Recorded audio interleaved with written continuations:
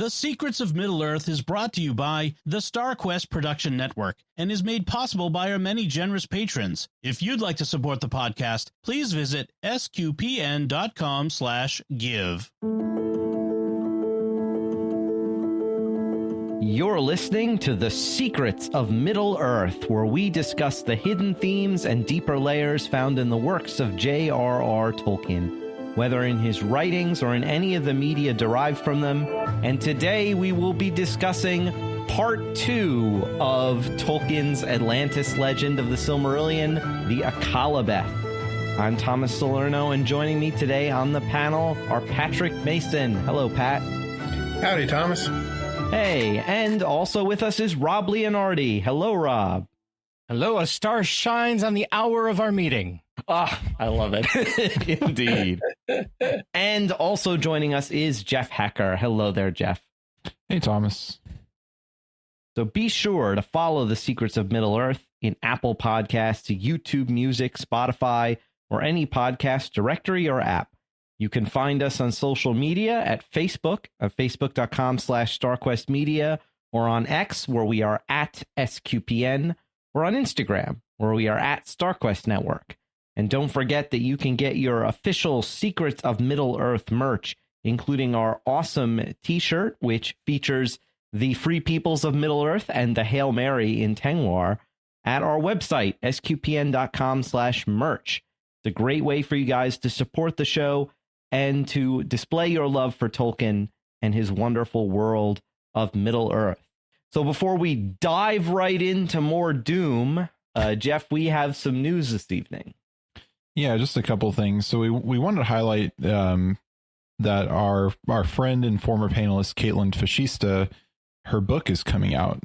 For those who may not know her, Caitlin runs the website Tea with Tolkien, and she was a panelist with us for a while and covered season 1 of The Rings of Power. But her book is coming out. It is titled Into the Heart of Middle-earth, Exploring Faith and Fellowship in J.R.R. Tolkien's The Lord of the Rings. And then I just thought I'd read the log line from her site. It's from the creator of Tea with Tolkien. Into the Heart of Middle-earth is a heartfelt exploration of how the timeless themes and values of J.R.R. Tolkien's Middle-earth can inspire and transform our everyday lives. Caitlin Fascista invites readers on a spiritual journey through the Lord of the Rings, uncovering the themes, virtues, and eternal truths woven into the story, showing how they can inspire each of us to become a hobbit at heart. So that is up for pre-order. I believe it comes out in February, and stay tuned because we may speak with her about that in the future. So, and then the other bit of news I saw in this, I haven't seen this really kind of make it around the internet too much, but it looks like The Rings of Power season 3 has wrapped production, according to some posts from the cast or from the crew, and some news sites have started talking about it. So I might expect to see more on that and more on that soon. But the flames across Pat's face are getting warmed up and ready to go. So feel the heat rising, even now in the bitterest of winters. Yes, it'll keep you warm right now it is cold out. So you might want those flames across your face. Yeah, it feel nice. Who knows? Maybe they'll show us some, now that apparently production at least has wrapped, maybe they'll release some little behind the scenes of production, like sizzle reels or stuff like that, or hopefully we'll see some, at least something. Yeah. And so the show will probably come back out in probably the fall of next year. It wouldn't surprise me if it's always just going to be starting around the end of August, early September that they comes out. So but yeah, that is all that I saw. Right. This week. Although you said they'll probably not do it whenever the next House of the Dragon comes out, because they'll want to avoid going head to head with them again. Yeah, because I don't think that went well for Rings of Power. Yeah. Okay. So speaking of Rings of Power, spoilers ahead for future seasons. If you haven't been spoiled already, because at this point in the Akallabêth, we are reaching stuff that has not been covered by the the Rings of Power television show yet. But of course, last time, if you missed our first half of our discussion about the Akallabêth, what are you doing here? Go back and listen to the first part so that you're not previous like 19 or 20 episodes of, of this show. If you haven't caught up. Yeah, but where we left off, the people of Númenor had abandoned their friendship with the elves and had turned their back on veneration of the Valar. And the elves were no longer coming to Númenor, and there was civil strife among the people as the current king, Tar Palantir, went into his decline. But as we pick up the story, when Tar Palantir dies, his daughter, Tar Miriel, who we know from the Rings of Power, that character, she should have inherited the scepter, but her cousin, Pharazôn, and I don't think they're going to do it this way in the show, but in the book, he weds her against her will and seizes the scepter for himself. We've already seen in the show him seize power through the thing where, like, the eagle comes, says nothing, and he's like, oh, look, it's for me. Pharazôn for president, you know, like, Yeah. that doesn't happen in the book, in case you're wondering. Yeah. Well, she does inherit the scepter originally, and then he grabs it from her because he marries her. He marries her, right? Yeah. Well, and I think in the show, what they might do, and I think I talked about this theory that maybe as a way of him saying, "Oh, if you marry me and help legitimize my claim, I'll stop persecuting the faithful," or something like that. So yeah, I could see them still against her will, but not quite as like forced marriage that seems like it happened here. So I think that could be a possibility. Right. And in some, I'm aware that in some later materials, Tolkien actually backtracked on the forced angle of it a little bit, where like she was more agreeable to it. Yeah.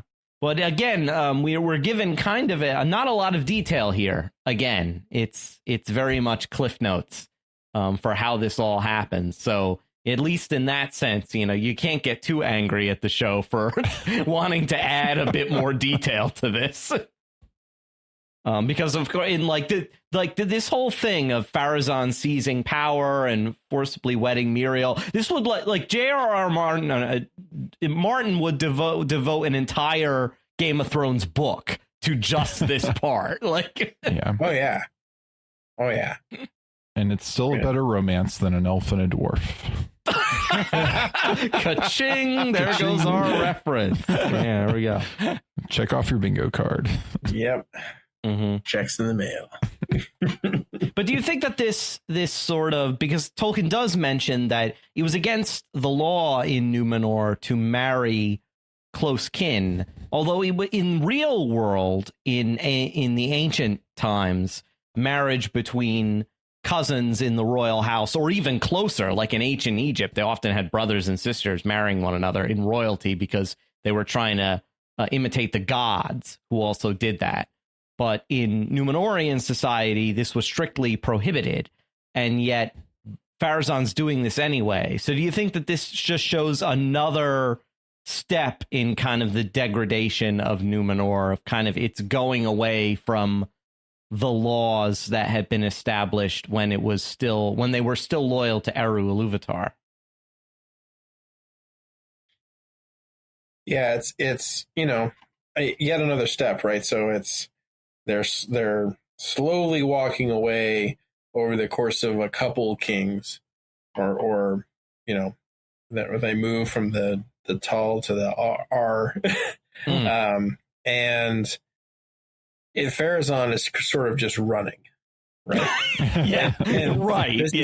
Yeah. So, he kind of picks up where his father leaves off after his father dies, and the men kind of rally around him after he comes back from the colonies. And it kind of picks up where his father left off with, rallying the king's men and then leading the charge. And so step number one is to be, to claim the throne, but he has to do it at least seemingly legitimately.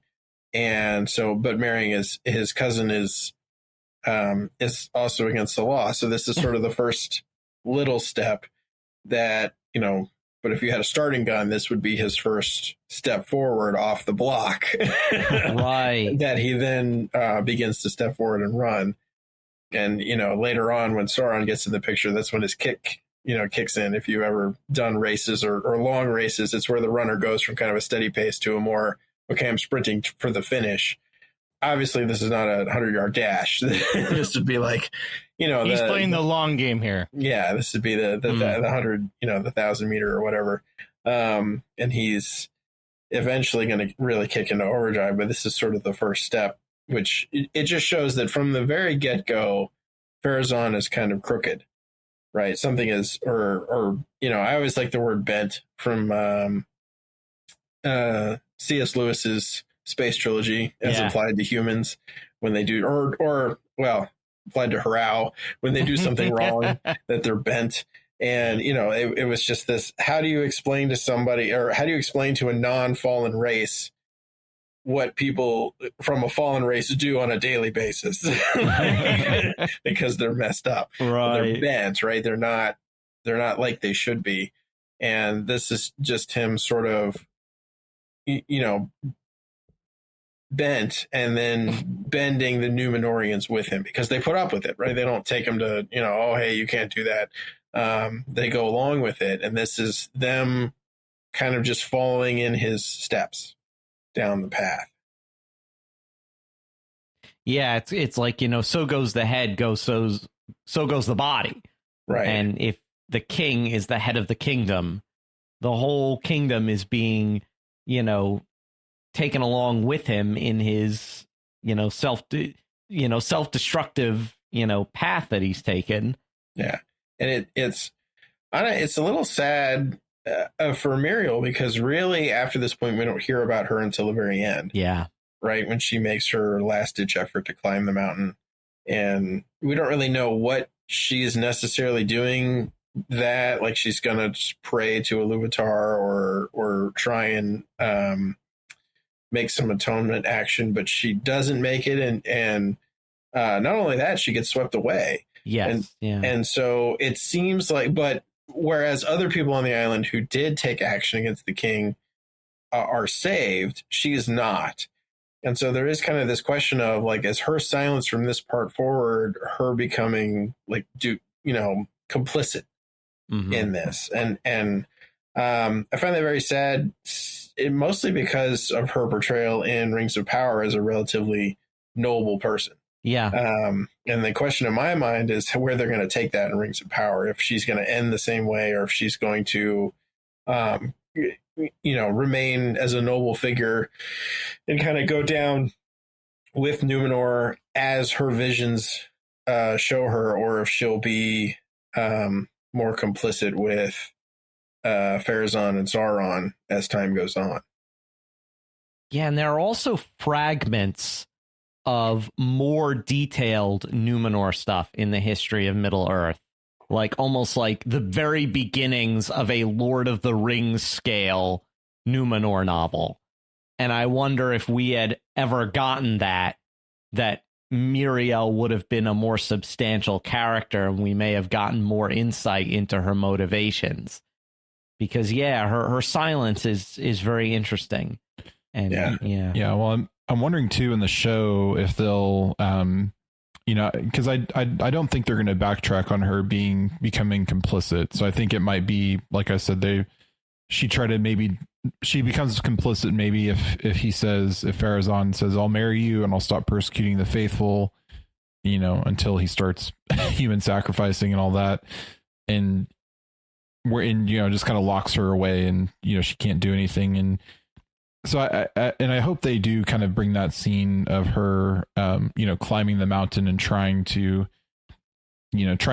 make right what has been wrong, and maybe we do see something where she's swept away by the wave, but is saved, because she was sent into the sea by during that trial, and was sent back by that in the show, that Kraken or whatever it was. So they could do something like that, or have her, maybe she does get washed up to Aman and gets to visit the visit Amon briefly before she passes or something, but in a peaceful way, not like what happens to the Pharazôn and crew. It could very well be that that's the angle that they made it with her being blind, that True. she's kind of crippled in some way so that she can't make it up the way that she would have if she wasn't crippled. And so it wasn't necessarily her being laxy-daisy on it, but it was she literally just can't make it up there in time. Yeah. Because she would have to kind of scramble her way up without, being able to see. And like, I imagine climbing a mountain while blind would be somewhat bothersome. But at the same time, Pharazôn is consolidating his power in Númenor. You have Sauron arising again as a god king figure in Middle-earth, declares himself king of men, and that triggers Pharazôn. He doesn't like that. He's like, "Ooh, I should be the only king of men," or whatever. So he leads this great force. They land at Umbar. I think this might be our first mention of Umbar in the chronology. As the big Númenorian port in the sort of what we consider the southern part of Middle-earth. But as we said last time, the Númenorians actually had a lot more going on in the south of Middle-earth, and Umbar is kind of their most northerly, southerly outpost. If that makes sense. But he, and I'm sure we'll see this in the show, but he captures Sauron because Sauron gives himself up. His armies desert him, and he gives himself up willingly. You should always be wary of when the evil guy is just like, yeah, I'm just going to come do what you want. Yeah. And I think we will see this. I think this is going to be season 3, because I think at the end, I just rewatched season 2, and I just rewatched it, but I think they say that Pharazôn is getting news that Sauron has risen again. He gets the intelligence report. Yeah, and has destroyed Eregion, so he wants to. I think they're kicking that off with him. It ended where his son was starting to rebuild Pelargir as a Númenorian colony, and I think they're going to use that as the base, because they have confirmed there's going to be that time jump where the Sauron's war with the elves is kind of underway. So I think they could also play it where Sauron is, maybe not doing well in this war against the elves, and so he says he sees a way out by aligning with Númenor, and also as a way to put strife between the peoples of Middle-earth. Wedge between them. Yeah, there's actually an interesting, I thought, connection to season 1 in this passage, because of course in the show Sauron's already been to Númenor as Halbrand. Yes. And does Pharazôn know that?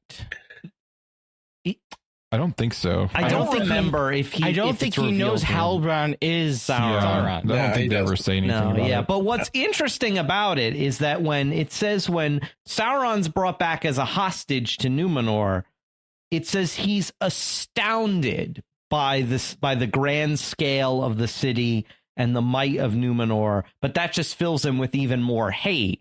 And it reminds me of when Galadriel and Halbrand are on Elendil's ship, and they're going through that big entranceway to Armenelos and the city, and there's all the giant megalith scale statues, and Sauron / Halbrand seems genuinely astounded by it. He does see, he says, what sort of men could build this? Yeah. So there is that kind of connection. So, and if they're following the book, that's where his jealousy of the Númenorians begins. Yeah. Yeah, and you can also, and it'll be interesting to I haven't rewatched season 1 since before season 2, but it'll be interesting to see, look back with all this in mind of seeing the wheels turning in his head of how he can, how can he turn these people to his will, and he starts the process by convincing them that he's the heir to the Southern Kingdom, or whatever, the kingdom of the whatever that was. Yeah.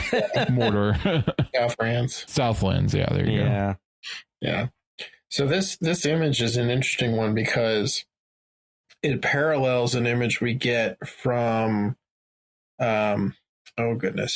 Saint Ignatius of Loyola in his spiritual exercises. So if you've ever done the spiritual exercises, I want to say it's week 3. It's the week you contemplate sin and your own kind of fallen nature, and then, the need for redemption. And there's an image he uses in that where he has the two towers or 2 mountains, and the first is Jerusalem, right, where Jesus sits and it's arrayed with the saints in glory, and then you have the Babylon, which is where Satan sits, and he's arrayed with all of his armies around him, in the red and the black. It's a very similar image to what we get with Pharazôn here, seated in the middle of Umbar on this throne with his armies arrayed in red and black around him with their banners, and it looking like a flower from above. And it's a very, very similar image that, the worldly power, or the, in the case of St. Ignatius of Loyola, pointing out the sort of the demonic or the satanic power versus the power of light. And as a person contemplating and working through the spiritual exercises, it's kind of the point of choice where am I going to go serve? Because there's really only 2 options at the end of the day. And it draws, I feel like it draws very heavily from that image. And it's also a very sad thing, because you have the Númenorians, which are supposed to be the Dunedain, the elf friends, the men who are on the side of the Valar, fully embracing, the other way, right? Fully going over to the other side of worldly power and domination, right? And at this point, they're no longer they're not even the rulers coming to the men. They're merely cruel masters who are taking slaves, and they go from being sort of the Assyri from Norse mythology to being more like the Norsemen from real life, like the Goa'uld, Yeah. from Stargate. They just come and take stuff and enslave you. Yeah, and then they start sacrificing you. Yeah. Well, Yeah. not yet. Not yet. Before we get to that, it begins here with Sauron going back. And I want to get your guys' thoughts on this remarkable and disturbing passage where Sauron essentially, he knocks on Pharazôn's door and is like, "Can you spare a few moments to talk about Morgoth?" He's traveling, proselytizers, but instead of doing it for Eru Ilúvatar, he's doing it for Morgoth. He says, "For having the ears of men, Sauron with many arguments gainsayed all that the Valar had taught. And he bade men think that in the world, in the east and even in the west, there lay yet many seas and lands for their winning, wherein was wealth uncounted. And still, if they should at last come to the end of those lands and seas, beyond all lay the ancient darkness. And out of it the world was made," Sauron says.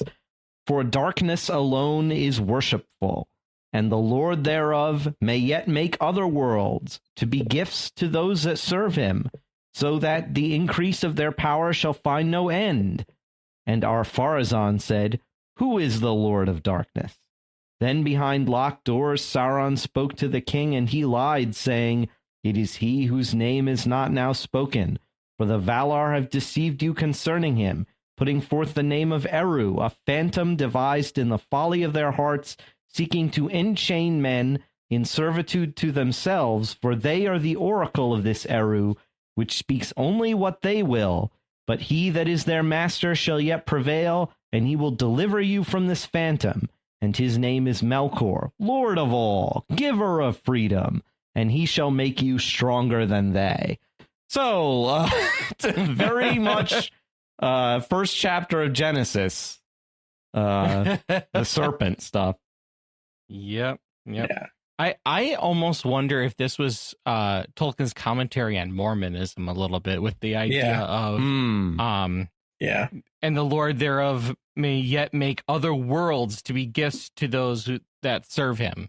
Because in the Mormon tradition, they believe that if you are good, you will end up inheriting a world of your own. Right. Yeah.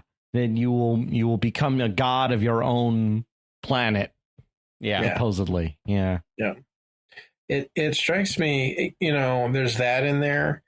There's, I think, a little bit of the detraction of what would have been called the Mohammedans in Tolkien's time, referred to collectively as Muslims in this time frame we're in now. But the difference, a lot of their detractions from Christianity and what their apologists say there is, and then you have the Satanist message, right? Yeah, which is, God brings slavery and the devil brings freedom, and also he doesn't exist. Right. Yes. Yeah. Freedom from your own life now, because you won't have it anymore. Yeah. It's all those, typical arguments against God that you find, laid at the feet of people who get tempted by them, kind of all wrapped into one, clever little package, which I think that's what Tolkien was going for. Sauron's supposed to be one of the best deceivers out there, right? He learned from the best, which was Morgoth. And so you get the feeling that Tolkien probably drew from as many sources as he possibly could have to sort of. He even went knocking like the Jehovah's Witnesses do. Right. That's what I meant earlier. He closes the door and then is like, hey, here's, a bunch of stuff that, will confuse you and that you don't have time to rebut right now. And so. Yeah. Knocking the door to hell will be open unto you. Yeah, apparently. Yeah. It's all very disturbing stuff. And at this point, essentially, now, Pharazôn doesn't immediately openly start worshiping Morgoth. Like, the temple comes later and all of that business. But it does say that that people start to go along with it. Like you were saying earlier, Pat. The people sort of lean after him wherever he's going. Yeah. And it's very much a Gnostic sort of thing, right? He's, and that's another thing that's just drawn from, right? You get the powerful person, you tell him, oh, you're so smart. All these other people wouldn't understand, but you will. Here's the secret knowledge that's the real faith. Yeah. And then, oh, yeah, you can tell some of your friends, but only the smart ones. Like you, because you're super smart, all the flattery. Yeah. Right. Yeah. And that's how Sauron's portrayed in this, as being the ultimate flatterer. So much so that he effectively becomes in charge of Númenor whenever Pharazôn's gone. Yeah. And everybody kind of picks up that they have to be flattering Sauron all the time. Yeah. And so they start persecuting people who are still faithful to the old ways and to the old religion. And we get finally the House of Elendil. So his father, Amandil, who was a lord before him. You have Elendil and his sons, Isildur and Anarion, and they're sea captains and also descendants of Elros, but not by the direct line of the royal house. They're kind of a side branch of the family. I think through like a sister of one of the earlier kings that they're descended from. And what's interesting, too, is that Sauron, even though he's starting to build this kind of Morgoth religion, he doesn't dare defile the holy place on top of the Meneltarma. Doesn't do it. The worship of Eru is abandoned there, but he doesn't like go up there and defile it and build his new like awful temple up there. So it's like, but if I'm Pharazôn, I'm like, but you said that guy didn't exist. So what does it matter if you build on his holy vow? He's probably just placating his wife. Yeah. But, taking rocks up there would be really hard. We should just build it here in the city. Don't worry. There's no reason to defile it because there's nothing to defile. It was never holy in the first place. Yeah, that's probably his argument. Yeah, I can see that. Yeah. he's such a perfect satanic character. Sauron, yeah. It's funny because Morgoth is so brutish, especially towards the end of his reign, that he sort of drops out from Satan, and but Sauron just sort of picks up the slack going forward in a sort of all-encompassing way. Sauron is that more Miltonian Satan, of the very charismatic, flatterer figure.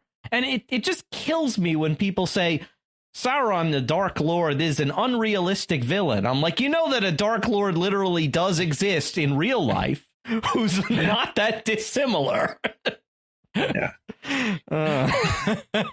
Unrealistic. Yeah. I'm sorry. Have you studied history at all? And another interesting bit of this whole transition of Númenor to this new satanic faith is that Pharazôn, though, won't order the destruction of the White Tree of Nimloth, even though Sauron wants it. But he kind of has this it's not genuine faith, it's superstition. Mm-hmm. It's because Tar Palantir had made the prediction, when the tree goes, so goes the royal dynasty. And so Pharazôn won't touch it. So it's weird how, and I've seen this in people I know, where you drop belief in God, and you'll adopt all kinds of superstitions to replace it. Even to the point of hey, we're not going to be practicing our faith, but we're going to make sure our kids are baptized. And because that's what we always do. That's what my parents want. And I see. Yeah. Mm-hmm. It's just a superstitious thing of, we need to get our kids baptized so they don't go to hell. And that's all that's it. They don't have any meat to that faith. Right. It's just an outward. It's a cultural. Show. Yeah. Yeah. It's a cultural thing of, this is what our culture does, even if we don't have any actual belief in it. So. This is a very depressing episode. Yes, it is, isn't it? Doom times. Plenty of doom. Plenty of doom here. But now we get Isildur's Mission Impossible. Yes. Yeah. Dun, dun, dun, dun. Isildur goes to save the fruit of the tree of Nimloth.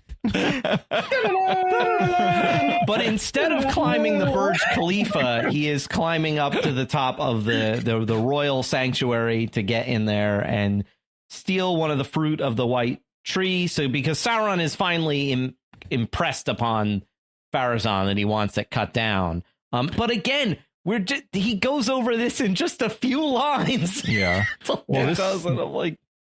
I think this will, if they do it in the show, because it's still a question of what can they do in the show, because they don't have the rights to the Silmarillion, but they have the rights to the appendices. So I do hope we get an episode or a couple episodes about this when they do the Akallabêth of, them realizing what's going to happen, and Isildur, having a vision or something of saying, oh, we need to, or Elendil or somebody, we need to save a fruit of the tree, or we need to try to save the tree, or something along those lines. And then seeing that, I think that'll be a really cool scene to be, to play out on screen if they can do it, or,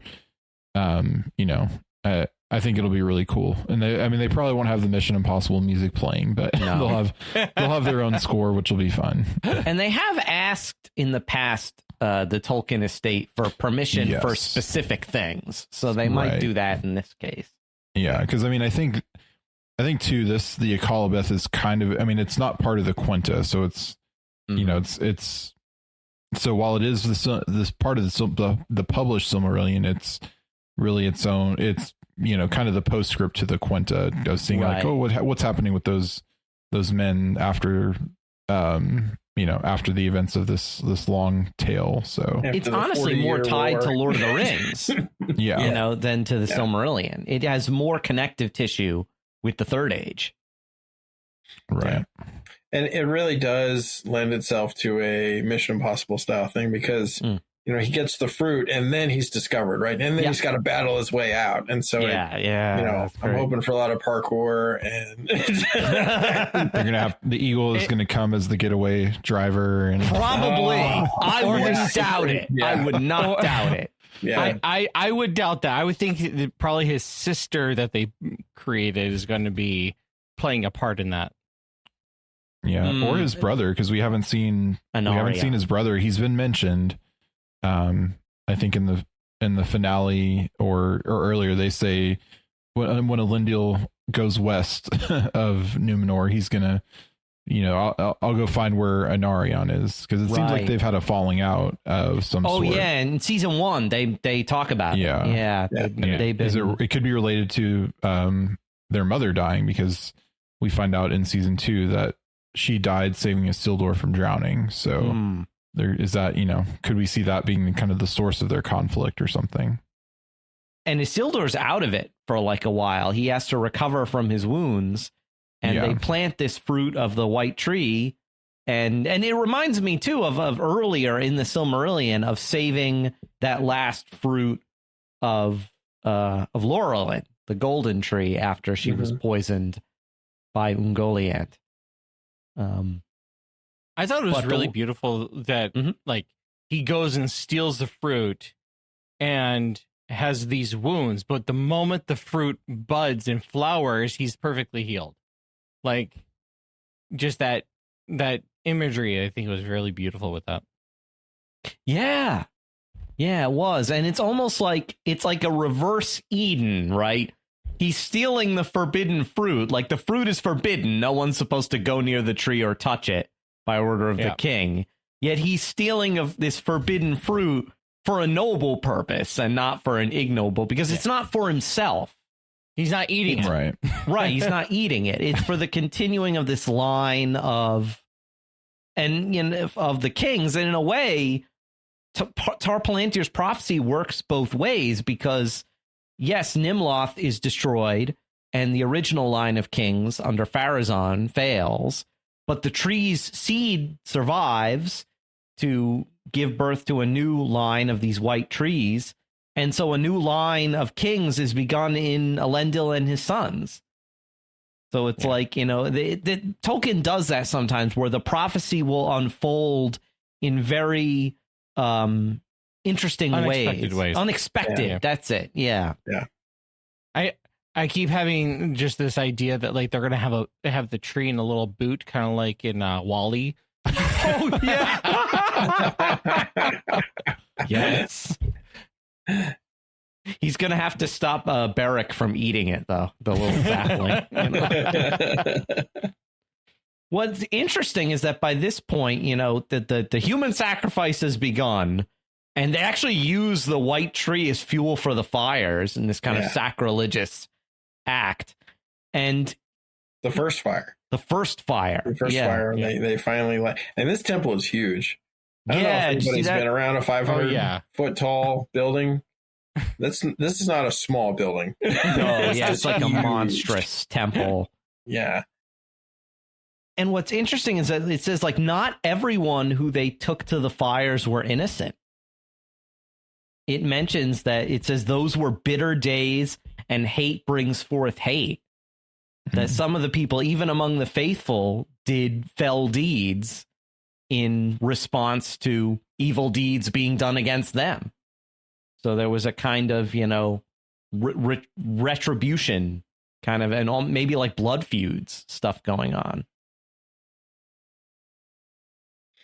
And what's it's all fall of man stuff, right? We're getting ready for the ark. Oh yeah, no, yeah, exactly. Ready for Noah, where it says like evil had covered the whole earth, and stuff in there, and it says like, and all of this is being done. This worship of Morgoth, right? Is this idea that Morgoth will take away death, he'll give you long life, which of course a perversion of what God grants eternal life, but perversely. Instead, what happens is that death comes more easily. I'll read this passage and get your guys' thoughts on it. It says, "But for all this, death did not depart from the land. Rather, it came sooner and more often, and in many dreadful guises. For whereas aforetime men had grown slowly old, and had laid them down in the end to sleep, when they were weary at last of the world, now madness and sickness assailed them, and yet they were afraid to die, and go out into the dark, the realm of the Lord that they had taken, and they cursed themselves in their agony. And men took weapons in those days, and slew one another for little cause, for they were become quick to anger. And Sauron, or those whom he had bound to himself, went about in the land, setting men against men, so that the people murmured against the king and the lords, or against any that had aught that they had not. And the men of power took cruel revenge. So you're right, Pat. It's like the description in Genesis 6 of the wickedness of the earth before the flood. What do you guys think of this passage? Well, and we've seen this too. I mean, this is what Morgoth did back in Aman when he was, when he was Melkor, and he was spreading dissent among the elves, and then later as well, back when he came back to Middle Earth, he was spreading dissent among elves and men, and then using Sauron to do it as well. So Sauron had a great teacher in evil in Morgoth. Yeah, when you have no faith, when you have nothing to look forward to, you fall into despair so easily. And you, along with that despair, is the short temper, being able to or rather not being able to understand people around you, right? And you're going to want to attack others, whether being just yelling or screaming, or in this case, literal killing. And it's really sad and depressing, because we see this in our own world today, that people just stop talking to each other and just start hurting each other. And it's the people throughout all of history that don't have faith. They don't have that, the concept of the afterlife to look forward to this great heaven.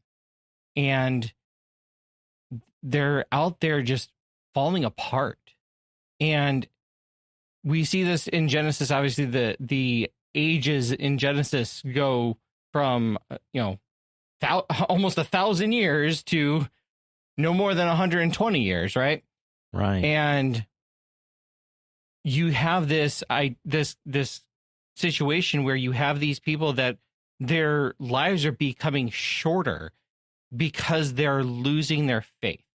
Not only are they, I would imagine that the idea of their shorter life is because they're falling into the despair, and they're becoming that madness. They're becoming that having that sickness where they're fighting each other, they're killing each other, but more so like they're wrestling with their inner demons that could literally be there. And what is that going to look like? What is that? How is that going to affect you when you're dealing with all this stuff and you don't have faith? And you look around you and you have a literal personification of Satan running the country. Like, right. It's going to affect people, and it's going to get people to fall into despair. And that's exactly what the devil wants. He wants to cause confusion and dismay and despair. And he picks on people in that way and just kicks them while they're down. And yeah, your lives are going to become shorter. Yeah, we see in this the reversal of the uplifting, right? So you have the Edain, who are kind of uplifted as men, and they're sort of granted long life. They're granted very similar state of being as the elves, right? They're not affected by sickness. They're not affected by madness. Similar to the elves who stay in Middle Earth, they kind of, they sort of age more or less as they want to, and then call it quits and go home. And that's sort of what the men get to do until this point, right? Where they lose the faith, where they lose, the thing that's upholding them. And I think, and then gives into the loss of the wisdom, right? And that's the quick to anger, short-tempered, not able to think things through, not giving people the benefit of the doubt, not believing that my neighbor has good intentions with what they're doing, or seeing things from their perspective, which is all, built into the sort of the wisdom literature. And that would be, that's always the satanic thing. You need to just think about yourself, right? It's all about me, me, me. Yeah. And it's seemingly some of the few people who aren't doing that are Elendil and his family, especially Amandil, who's a very interesting character. And hopefully, maybe we'll see him in the show. Maybe he's with Anarian. I don't know. I kind of hope he'll be in season 3. Yeah. His absence has been kind of strange. To me, it's been like the one real problem with the Númenorian stuff. Oh, I thought you were about to say the one real problem with the show. Yeah, sure. But Amandil says some very interesting things. Like, he's clearly thinking about the greater good. And he says something very interesting that he says there is one loyalty from which no man can be dissolved in heart for any cause. What do you guys make of that? Because I think he's clearly talking about loyalty to God above all else, that nothing can interfere with. It's like when Christ says those hyperbolic statements in the gospel where he says, like, you must hate your father and mother, your children, your, everything you own, or you can't be my disciple. Meaning that you can't let these things become obstacles to your ultimate loyalty to God. And I think he's a very Lewisian character. Lewis had sort of a divided loyalty in his choosing to become, Church of England instead of Catholicism, right? And we see Lewis's explanation of this in his trilogy, the space trilogy, in That Hideous Strength, where Ransom is explaining to Merlin what the country is like now and why, and that he is a king's man. And even though he's on Merlin's side, he's also, an Englishman. And this is sort of Tolkien's kind of, and, I don't know what the time frame was when the two were written, but this is sort of Tolkien's take on it, that there is, yes, you can be still loyal to the king, but only up to a point, right? Ultimately, God has to trump, the truth has to trump everything. And so I like this from that perspective. And I think that's why this character, unlike Muriel, gets saved, right? Because he is attempting to balance both of those. Or does he? Yeah. Well, yeah, okay. We'll get to that question in a minute. Yeah. In my head canon, he gets saved. But I think be careful there, Pat. You're leaning in the rings of power there. But yeah, because like basically what Amandil is setting up for himself to do here is to try again the mission of Eärendil. He wants to travel into the West and bring an embassy of help, help us to the Valar, and to beg mercy, almost like a, forgive them, they know not what they do, kind of message. Yeah. I think very much when he talks about that when no man can be dissolved in heart for any cause, the loyalty rather, that it's the idea that even when we die, because we have that loyalty, it won't go away. Like once we make that choice that I'm going to be loyal to God, it's there. And that's not something that we're just going to easily turn away from, but it's going to be there forever. Mm. Yeah. And it's interesting that he is going to try to save Númenor this way, but there's only, instead of saving all the free peoples of an entire world, it's all these wicked people and a few faithful people of this one island. So, it's a scaling issue for this. Is your scale of what you're trying to do is much lower than Arundel. Your intentions are noble, and I think I agree, Pat, that he is probably saved, and maybe he gets to live out his life in the Undying Lands, but can never leave. Perhaps, and goes surfing with the elves. Or maybe he joined the boat. Yeah. Oh, he's like a crewman on Vingalot or something. That'd be kind of cool. He is a sea captain. And while he does go into the West, he never returns. And it says that men could not a second time be saved by such an embassy. For the treason of Númenor, there was no easy absolving. And I thought that was an interesting line. For the treason of Númenor, there was no easy absolving. Very Noah's Ark kind of. We're just going to have to wipe things clean. And it's not like they don't get warnings, because they do. The very interesting eagles of the West, in this case, they're sign in the clouds. They're not literal eagles. They're these clouds that look like eagles that have thunderbolts under their wings, and is very clearly like Manwë is like, Mandos is stoking his fires for you guys. So it's like, you better baking some cookies. Yeah. Can we make this any clearer to these mortals? Yeah. And it rings, I'm just waiting for Rings of Power to actually make these have mecha eagles coming in, flying in and shooting lightning at Morgoth. And there's a very striking scene of Sauron on top of the temple defying the lightning, and then being hailed by the people as a god afterwards. Yeah. I think that Taylor Swift song about dancing through the lightning strikes was about Sauron. These are going to be the eagles that talk. Oh, Jeff. I'm just trying to bring in as many pop culture references as I can. Yeah, I'm aware. We're almost done with the Silmarillion. We gotta lighten up this material somehow. That's a good point. It is very heavy. So if someone out there wants to rewrite, I don't know the name of the song. I'm not a Swiftie, but I hear that song sometimes. If someone wants to rewrite that bit about Sauron, we would. I think Thomas would sing it on the podcast. Me? No.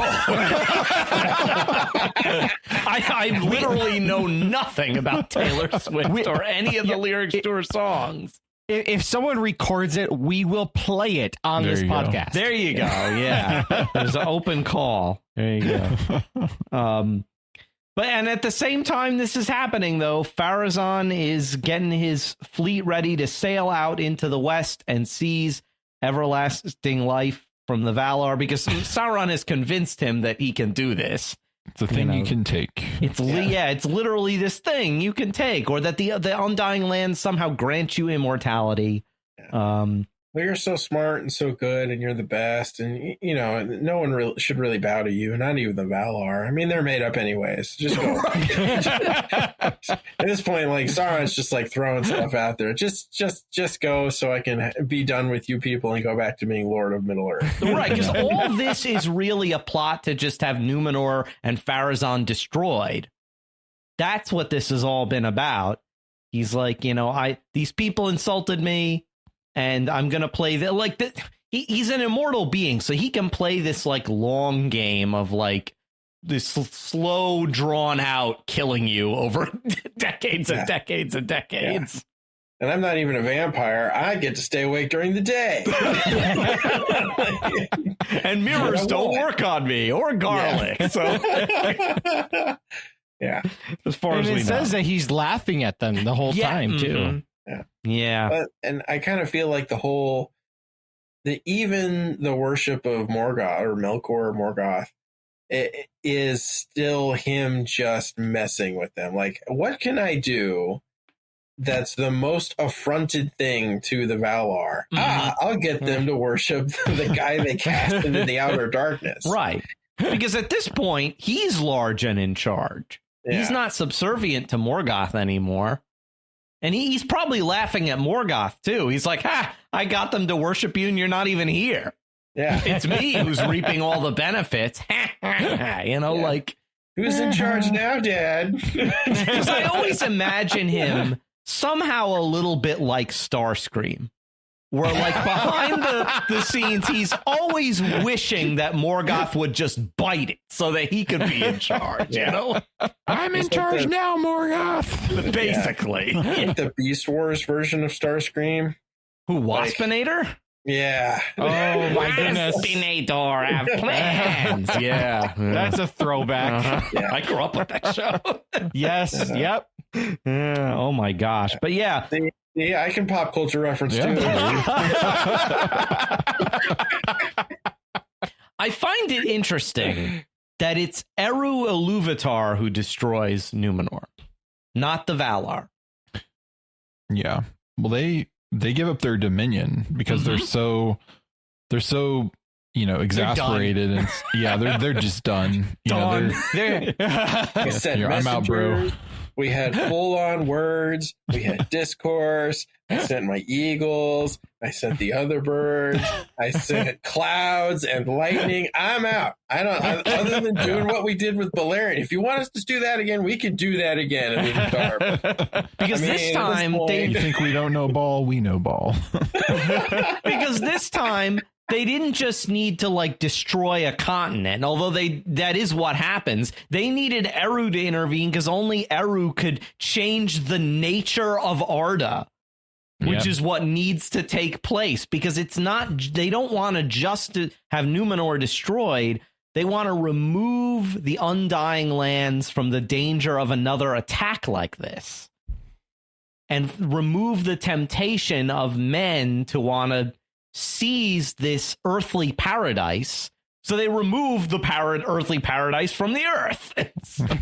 They have to make it round. So here's my question for you. Mm-hmm. Do you think that this instance was one of, if not the last, of the discourses of Melkor or Morgoth, whatever you want to call him now, when Arda was first sung into existence, how he was creating discourse and Ilúvatar changed it, right?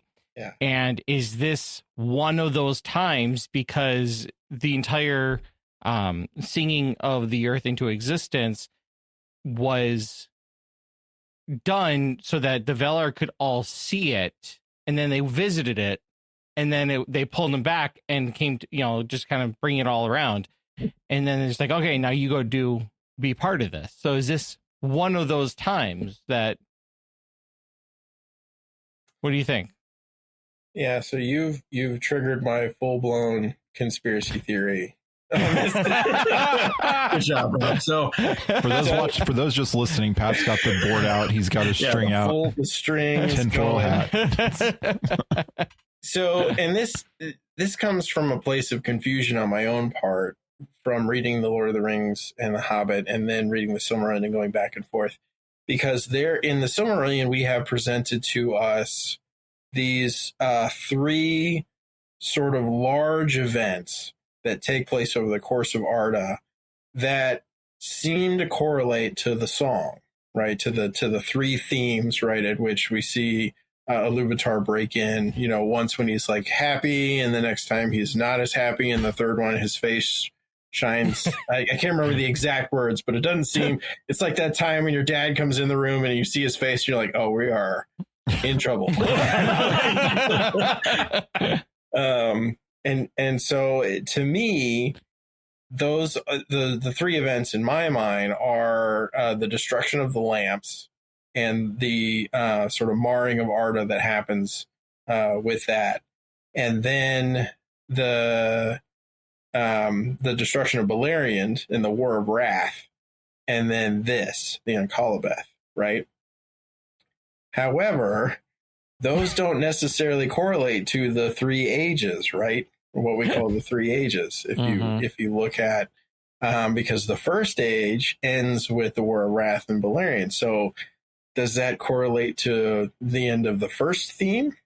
and then the Akallabêth is the second, and then the destruction of Sauron is the third?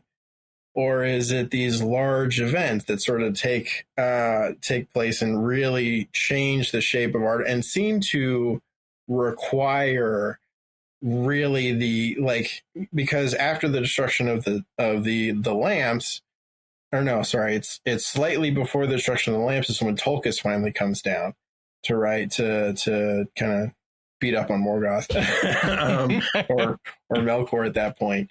And the War of Wrath is sort of the finishing up of the betrayal of the betrayal of Melkor and Ungoliant and the creation of Morgoth, right? And so that's sort of wrapped up. But then again, you have a set of 3 lights that light Arda, right? And do those correlate to the 3 themes? Is it the time of the lamps as the first, and the spring of Arda, right, as the first theme that ends with the destruction of the lamps, and then the trees and the time of the trees and sort of the resting of Arda, that's the second theme, which ends at the destruction of the trees at the hands of Melkor, and then the third theme, the light, which the sun and moon, the right? sun and the moon, right? And we don't have an end to that one yet. There's the question of is when Iluvatar shows his face like that, is that supposed to correlate to if Ragnarok or I can't remember what the Dagger-Daggerath. And so yes, you've this is my full-blown trying to figure out what's interesting about that, Pat. I like the last one you elucidated, because I think it lights as the 3 themes actually corresponds to something else that I've thought maybe the themes refer to, where you have the Age of the Lamps is kind of the Age of the Valar, because you have, and the Valar and Maiar, the Ainur in Arda. And then the time of the trees is kind of the time of the firstborn children, the elves. And then when the lights are created, the sun and moon, is when men enter the picture. So I've wondered too if the 3 themes mean the Ainur, the elves, and men. Yeah. And so it's all very right. Very, or maybe it's all 3. Maybe it's why not all? 3 of 3s. 3 of 3s, right? Or like Kalos Nostos. Yeah, right, exactly. Trace, Quadro, because you could even go so far as to do the 3 ages, which is when it ends with Balerion and the War of Wrath, and then ends with the Last Alliance, right? That's the second age, and then you have the third age of men, which ends with the destruction of the ring. And so, do those correlate to the? It's interesting that the second age isn't marked as ending here. I mean, the whole nature of the Earth is changed, and yet the second age keeps going on. Yeah. Well, and for all the flat artists out there, this is, if you're still going strong at this point, the Earth has been remade. So, as Denethor says, my line is ended. Like the line of the flat artists has ended. So, yeah, you had a good run, a good millions of years, because however many ages.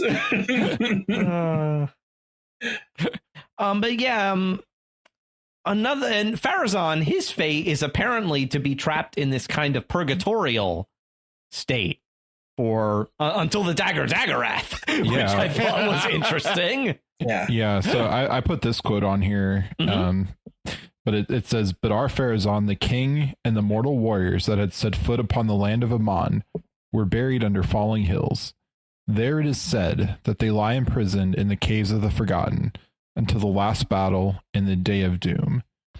And I thought that was really interesting, because we've talked about the Dagger-Daggerath as an idea that wasn't ever fully fleshed out in such a way that it, Christopher thought it should be canon to this. Like, it's not in this book, and there's not a, there, and maybe if Tolkien had lived for many more years, he would have written the sequel story, and it would have been the Dagger-Daggerath. But I like that the idea that it's here, and that there's something in the future that's that's coming, and that will be the end of time, and the reshaping of the earth will, and Artemard will be, it seems like once the battle is over, the Artemard will kind of be repaired, and right, the elves will have been living on it this whole time, and they'll kind of see the final fate of it, and men who are taken to the heart of Iluvatar, maybe they come back in kind of a Ragnarok fashion, who are and then you have the kind of the evil. I think we were talking about this last time or a couple episodes ago. The evil men, or the evil followers of Morgoth, would kind of become undead fighting on his side of things, or be raised up to fight alongside him. Yeah, so it's like, whose side is Farazan on and his men? Will they repent and join the forces of good, or will they continue to fight for Morgoth / Sauron? They've had a whole gajillion years to think about it. So go to your room and think about what you've done. Yeah. So. It's like them and Feanor come out at the same time. It's the what are you in for? It's the meme from Umbrella Academy where you have the two, you've probably seen it, it's the two siblings. They're driving past each other and looking like, what the heck are you doing here? Yeah. But as we mentioned earlier, Bias, it seems that Amandil, and it's funny because his name means the lover of Aman, or the friend of Aman. And that's where he's traveling to Valinor. He seems to have obtained a special grace for his sons because they're not swept up in the downfall. I mean, the whole seas are being bent and all that stuff. There's a huge chasm that opens up, and yet a wind comes out of the west, and you know what that means. Manway's working his magic. And so the vessels of Elendil and Aryan and Isildur are blown away towards the shores of Middle-earth. And what I thought is interesting is that, they have them land, but they don't have, Tolkien doesn't have Elendil say the oath. I know, Jeff, we've talked about this in the past. Yeah. The oath that Aragorn will later say when he takes the crown as king of Gondor. Right. And I don't know where that is in the histories or if it's in the appendices that Elendil says the oath when he and his sons arrive on Middle Earth, or if it's when they found the kingdoms or whatever. But I think that'll be I think that could be the end of season 4 if season 4 is the Akallabêth, is the full on, the full on Akallabêth as we've been discussing. I think season 4 we could see it end in kind of the very end of it is them landing and him giving the oath or singing the oath. Right. So out of the great sea to Middle Earth I am come. In this place I will abide, and my heirs unto the ending of the world. Yeah. Now sing it in Elvish. Can see that. Yeah. Right. I can definitely see that happening when they actually found the kingdoms. But obviously they're going to give thanks when they realize that they survived. Yeah. But I think it's probably going to be more appropriate when they actually establish something. Right. Yeah. And they found the kingdoms in exile, Arnor and Gondor. It's funny that they're called the kingdoms in exile, because that word, I always associate exile with the possibility of returning. Yet there's no possibility of returning at this point. Númenor is gone, with the very possible exception of the top of the Menel Tarma, the Holy Mountain. May or may not, it seems to be legendary, have come back as a little island peeking up in the ocean. And at the same time, though, they say that they still have their hearts towards the west, right? And even the at the end of the Third Age, you have, I think it was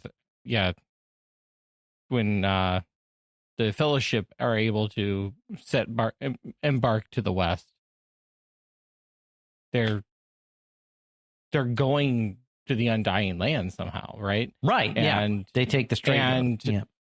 And it still exists, but it's only for certain people. So yeah. Well, and it also says that they are often searching for that little last what would be an atoll at this point of the mountain, because you could see Avalon or Avalonde from it, and they're always searching for that because of that. And so there could be in exile in sort of this thought process that we can't really get back there, but we could get back to a piece of that. Right. They can always dream, essentially. Yep. Yeah. But even so, when we talk about exile, it's not necessarily going back to where we were, but the fact that we're not where we belong. Right. Like even in the Hail Mary, right? Or the Hail Holy Queen, right? I think. Yeah. Mourning in this Valley of Tears. The Valley of Tears, that we are in exile on the earth, or as I believe it's Saint Therese famously says, the earth is our ship and not our home. Yes. And so we're always waiting to make port at Toleracea in the Undying Lands. I was trying to find a quote. There's a quote too. There's a quote too in Two Towers, I believe, in the book, and I was trying to pull the quote, and I'm sure I'll find it immediately after we're done recording. But it was in the Window of the West chapter when Sam and Frodo are with Faramir, and they're before, I think it's before they eat, they all rise and face the west, and they say we look toward something along the lines, we look toward Elven home of old. I know what it is. It's towards Númenor that was, Elven home that is, and that which is beyond Elven home and will be forever. Yeah. Right. So there is this longing that still is, that the noble men have, and Faramir is one of these noble men, and unlike his father. So. And in our kind of post-credits scene, the evil spirit of Sauron returns on a dark wind to Mordor. Yeah. Somehow Sauron returned. Linkin Park plays, and you hear the message. This is a message to all evil orcs. Mordor is here. We are waiting. What I've done. Transformers, the first live action Transformers. Now that's all coming back to me. Yeah, it's like now playing in my head now. Yep. But that's interesting, and it says, and this has caused much consternation and debate among fans. It says he takes up his ring again in Barad-dûr. Now, there's been much debate of, did he have the ring in Númenor? And I would say my position has always been, yes, he would never just leave it behind. And so that he must have had it with him, and is also probably using its power to influence people while he's in Númenor. That phrase just means that he takes up the ring again in Barad-dûr, like, wearing it openly. Whereas I think when he was in Númenor, he probably had it secretly, not displaying it openly. What do you guys think about this? Yeah, well, he had to recruit the three of I think it was, we said 3 Númenorians, yes. And to be Nazgûl. his Nazgûl, one of them being Kemen, the rich Kemen of Angmar. Kemen. No. We shall see. Yeah, no, we shall. We should start a betting pool of is Kemen the Witch King.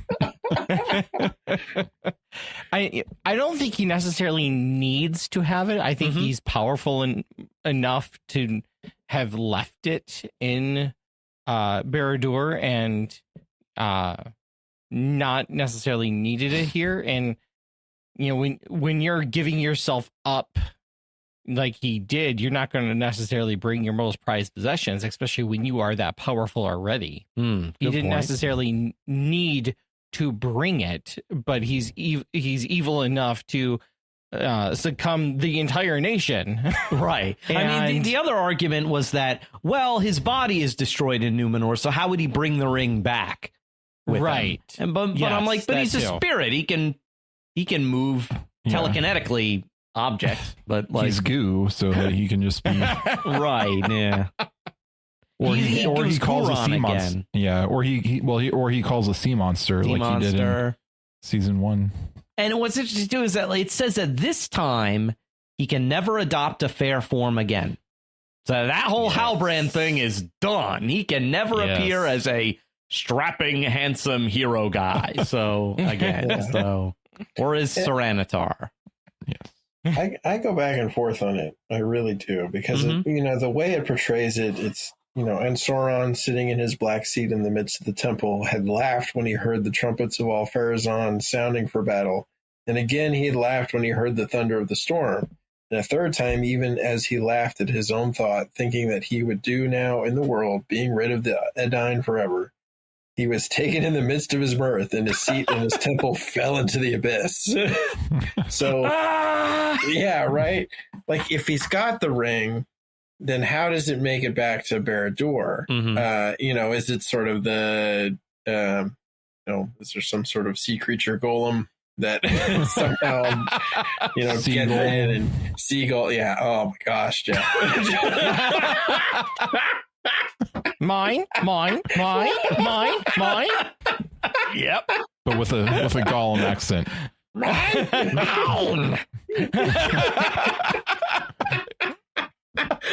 Right. So does he have the seagull and bring it back to him at Barad-dûr? Like, how does it get back there if he had it? But then also, if he leaves it there, how does it not get stolen? Because them orcs, like, Again, he's powerful enough that he can do whatever he wants. And who knows, maybe he, in an evil way, bilocates and has power still there. Or at least enough to make people think he's still there. He's still in the tower. Yeah, maybe his orcs believe that. Yeah. He's still in the tower. And he has some kind of Mouth of Sauron figure, like, say, hey, the boss says do this today. And or it's like the Prime Radiant from Foundation, where it's like a four-dimensional object, that can cast itself into 3D space. Or, since it's a Horcrux. Yes. It could just fly, black, green. Oh my god. We have to make up a whole new word for this.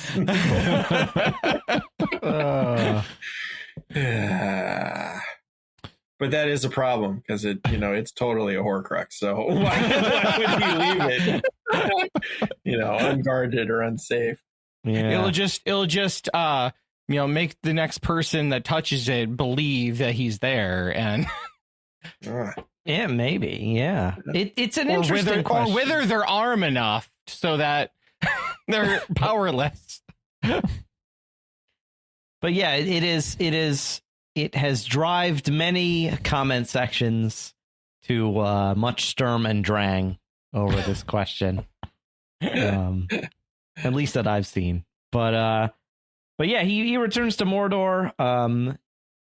Atalante is name dropped. It's Atalante the Downfall. And just so, in case you didn't get it, it's Atlantis.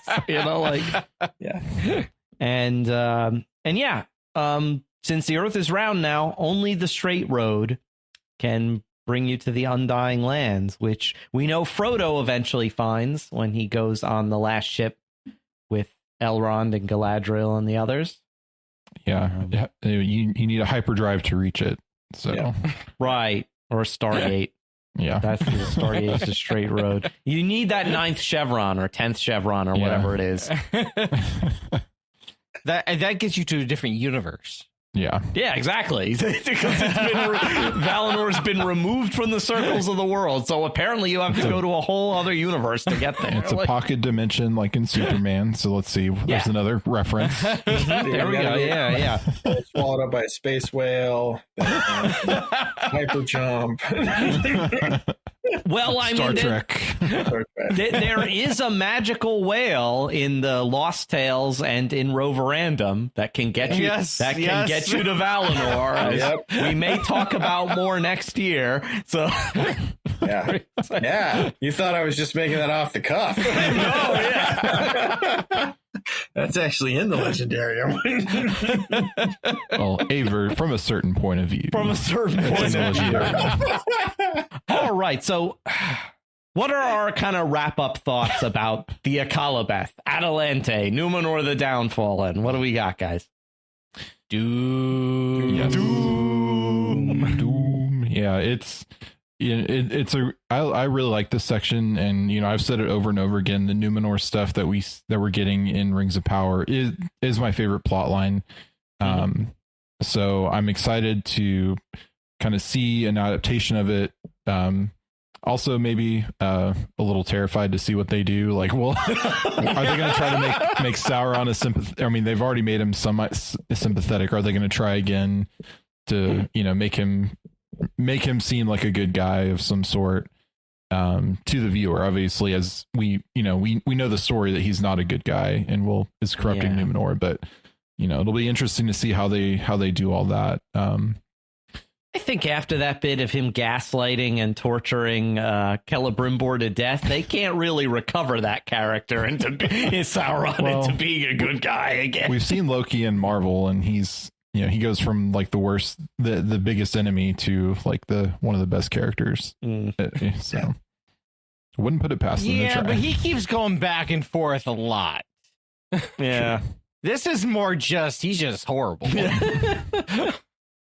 And there's also the question of, as the Halbrand character, how much was he all just faking that? Yes.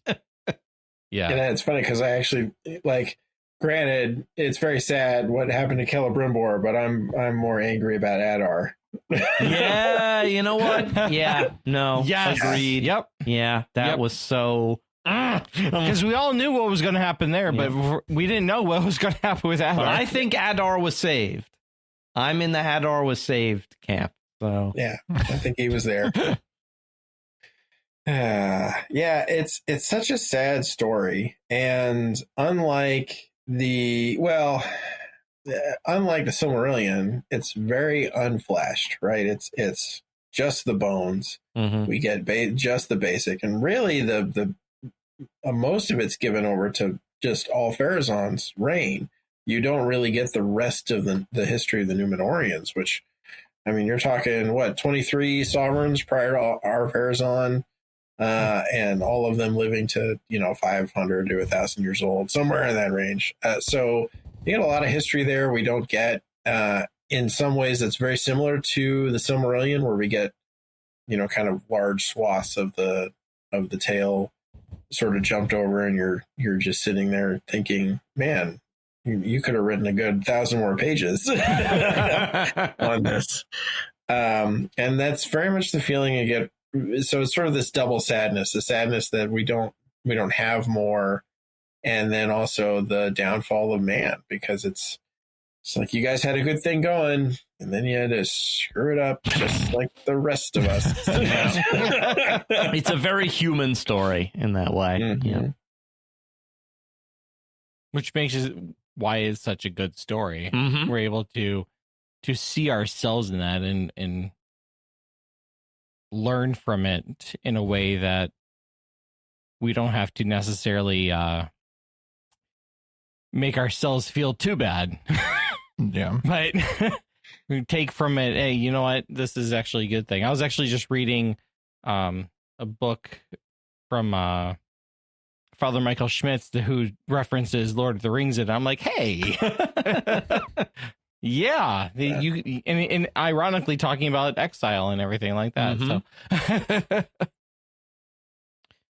all right. So next up, after this, very fittingly at episode 100, we will finish this book, the Silmarillion, with the Rings of Power and the Third Age. No, not the television show, the actual section of the Silmarillion that's called Of the Rings of Power and the Third Age, and which will kind of be a recap of the show in a way, and we can talk about similarities and differences. Recap / spoilers for season 3 and 4 and 5. Yeah. But if you, no, go ahead, Jeff. I was just going to say, because some of that we talked about last time, it takes place concurrently with the Akallabêth. So yeah. But if you guys have any ideas that you'd like us to cover next year and going forward until we get more Rings of Power to cover, please let us know, guys. But before I thank our patrons and all that, Jeff, you have collected feedback for us. Yeah, just a little bit from our friends. We had Eladier on our last episode said, "The Akallabêth at last, waves on the side of my face." So changing from fire since it's water. And then Yar. And then our good friend Tammy said, "Well, I probably shouldn't be so excited to dive into more mayhem, destruction, and of course doom, but of course I am." So yeah, dive. Ha ha ha. Under the sea, da, da, da. At least it could have been sink. Oh, Thomas. It's gonna be stuck in my head the rest of the night. Yep. Yeah, it's been a very musical episode. We've covered Disney, Linkin Park, Taylor Swift.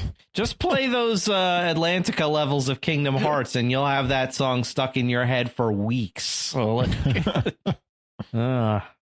But that's it for us under the sea here in this episode of Secrets of Middle-earth. We'd like to take a moment to thank our patrons who make this show possible, including David G., Kristen B., Doreen M., Randy S., and Justin S. Their generous donations help us to continue to create the Secrets of Middle-earth and all the shows here at StarQuest. You can join them at sqpn.com/give. Again, we'd love to hear from you guys. What would you like us to cover here on the Secrets of Middle-earth? Do you have favorite characters, regions, plots, storylines you want us to cover? What did you think about the Akallabêth? You can let us know all these things on Facebook or on X. You can send an email to middleearth@sqpn.com. You can leave a comment on YouTube or Spotify, or you can visit our channel on the StarQuest Discord community, where we always get lots of great feedback at sqpn.com/Discord. So once again, join us next time for our 100th episode on the Rings of Power in the Third Age. Until then, Jeff Haecker, thank you for joining me and sharing the secrets of Middle-earth. Thank you, Thomas, and almost for the last time, doom. And Rob Leonardi, thank you as well. Thank you for having me, Thomas. And Patrick Mason, thank you for joining us.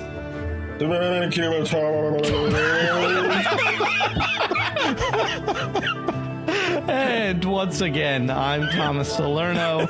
Thank you for listening to the Secrets of Middle-earth underwater on StarQuest. Yo ho, a Númenorian's life for me.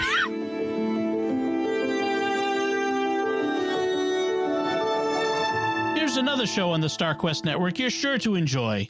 Let's Science.